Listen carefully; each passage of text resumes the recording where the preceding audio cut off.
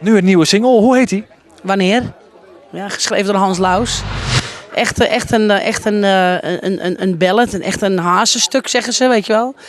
Maar ja, een geweldig nummer. Het begin alleen nogal. Als je het begin hoort, dat komt gelijk binnen, weet je wel. Dat vind ik zo mooi, echt. Helemaal geweldig, echt. Ik heb ook gelijk gezegd, van, ik ga hem gelijk instuderen. En ik wil volgende week studio in. En dat heb in de tussentijd ook, ja, vanwege mijn werk heb ik niet alles gelijk kunnen doen natuurlijk. Maar ik heb hem erop gezet. Bij Maarten de Groot in Enschede. En ja, helemaal top. Daar voel ik mij gethuis. Ik doe het helemaal zelf. Ik doe mijn boekingen doe ik ook zelf. En ik word heel veel geholpen door Rood Hit Blauw natuurlijk, platenlabel.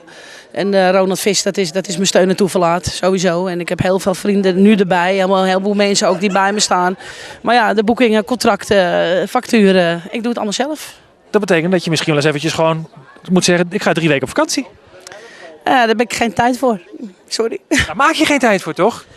Nou, weet je, het is, als je ziet hoe ik woon, dan heb ik elke dag vakantie. Weet je wel, ik doe natuurlijk ook lekker mijn luiken open. Ga ik lekker, als het mooi weer is, dan moet het wel mooi weer zijn. Dan zit ik lekker op een steigertje.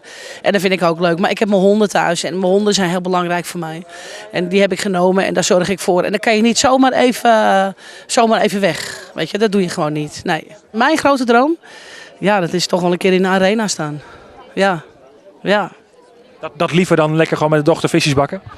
Nou ja, maar dat is qua zingen is dat een droom om dat een keer te doen natuurlijk. Ik had met Bloed, Zweet en Tranen heb ik een duet gedaan. En dat duet, ja, dat was met René Vroger. Dat was mijn allergrootste droom natuurlijk. Dus, en nou nog de arena.